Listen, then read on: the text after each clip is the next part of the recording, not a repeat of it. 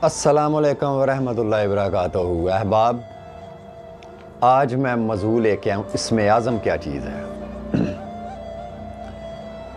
कुछ लोग ये ख्याल करते हैं और सवाल भी करते हैं इन चीज़ों पे कि हमें कौन सा ज़िक्र करना चाहिए।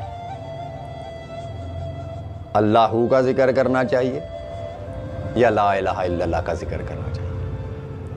तो अल्लाह की ज़ात फरमाती है कि मोहब्बत से मुझे तुम जिस नाम से भी याद कर लो, मैं उसी नाम से तुम्हें मिलूँगा। तो अल्लाह को आप किसी फार्मूले में जो है वो तलाश नहीं कर सकते। अल्लाह फार्मूले में आने वाली ज़ात नहीं है कि आप उसको किसी फार्मूले में ले आएँ। इसलिए अल्लाह का फार्मूला एक ही है, वो मोहब्बत का है, मोहब्बत और शौक़। तो जो लोग मोहब्बत से उसे याद करते हैं, वो किसी भी इसम में उसको याद करते हैं, कोई भी विरद है। ये इसमें दर्जा बंदियाँ ना बनाए हैं कि अल्लाहू का जिक्र जो है वो मुकद्दम है या ला इलाहा इल्लल्लाह का मुकद्दम है। अल्लाहू भी अल्लाह ही का जिक्र है और ला इलाहा इल्लल्लाह भी अल्लाह का जिक्र है। ये तो मुख्तलिफ मशाइख़ तरीक़त ने अपने अपने मुरीदैन को जो अज़कार के तरीके बताए हैं, उन मुरीदैन के लिए वही फजीलत है उसी ज़िक्र की जो उसके मुर्शद ने उसको बताया। दूसरा ज़िक्र चाहे वो किसी सिलसिले में अगर अल्लाह का ज़िक्र होता है, उसको उसके मुर्शद ने ला इलाहा इल्लल्लाह का ज़िक्र बताया, तो उसको अपने मुर्शद की बात पे तरजीह देनी चाहिए, अपनी अकल से नहीं कि उसमें बड़ा अज़मत या फजीलत है। उसके लिए उसकी शरीयत उसके मुर्शद का फरमान है। तरीक़त में मुर्शद का फरमान ही मुरीद पर उसकी शरीयत है, जो उसने फरमा दिया। अब वहाँ अपनी अकल को उसको छोड़ना पड़ेगा। तो इसलिए सबसे बड़ा इसमें आज़म दर हकीकत मोहब्बत है, खलूस है, शौक़ है। देखें हज़रत इमाम अहमद बिन हम्बल रहमतुल्लाह अलैह फरमाते हैं कि मुझे किसी काम के सिलसिले में परदेश जाना पड़ा अपने वतन से दूर। तो मैं गर्दो गबार में अटा हुआ था, बुरा हाल था, दाढ़ी भी बड़ी हुई थी, बाल भी बिखरे हुए थे। वो ज़ाहिर है पैदल सफ़र करते थे उस दौर में लोग।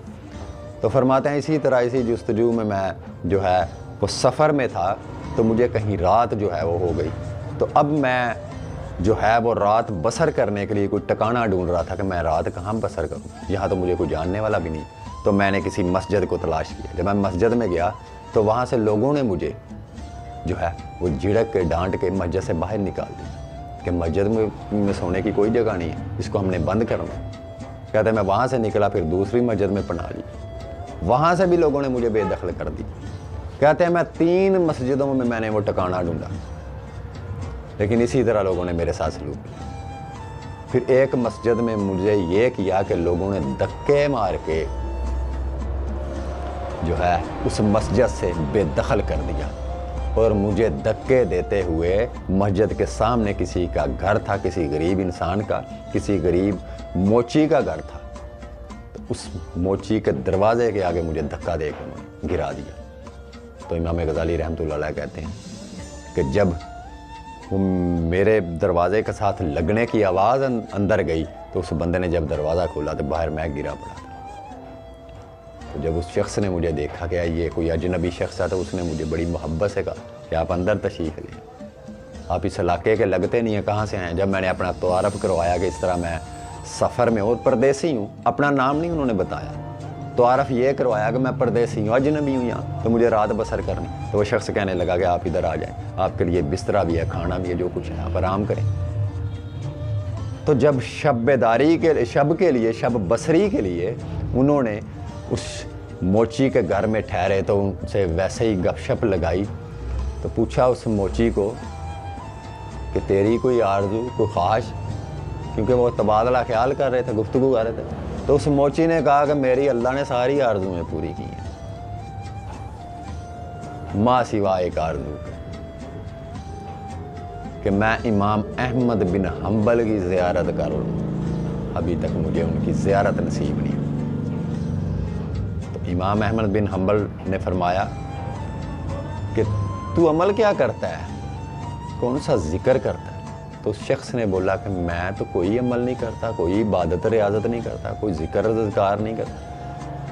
माँ सिवा अस्तग़फ़िरुल्लाह रब्बे मिन कुल्ली ज़ंबी व अतूबु इलैह, इस्तग़फ़ार की कसरत करता हूँ बस। اس کے سوا میرے پاس کچھ بھی نہیں ہے، میں استغفار کرتا رہتا ہوں۔ تو امام احمد بن حنبل رحمۃ اللہ علیہ فرماتے ہیں کہ میں نے اس شخص سے کہا کہ یہ تیرے استغفار کرنے کی وجہ سے دیکھ کہ مجھے گھسیٹ کے تیرے پاس لے کے آیا گیا۔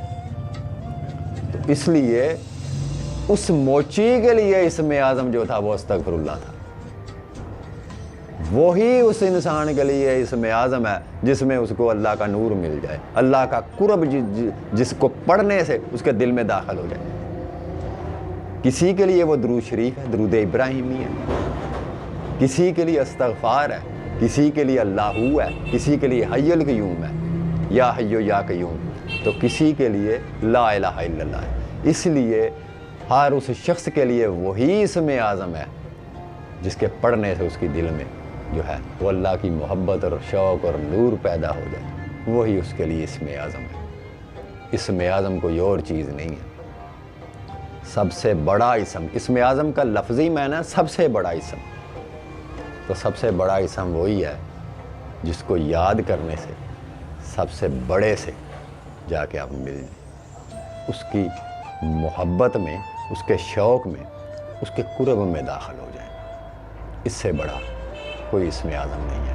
اور یہ چیز محبت کی صفت ہے۔ محبت کسی لفظوں کی محتاج نہیں ہوتی، محبت کسی لفظوں کا نام نہیں ہے، یہ تو انسان کی اپنی باطنی کیفیت کا نام ہے، اپنے اندر کے اخلاص کا نام ہے، اپنے شوق کا نام ہے، اپنے جو ہے وہ مخلص ہونے کا نام ہے۔ تو اسم اعظم در حقیقت محبت کا نام ہے، یہی سب سے بڑا اسم ہے۔ اللہ آپ کو سلامت رکھے۔ اللہ حافظ۔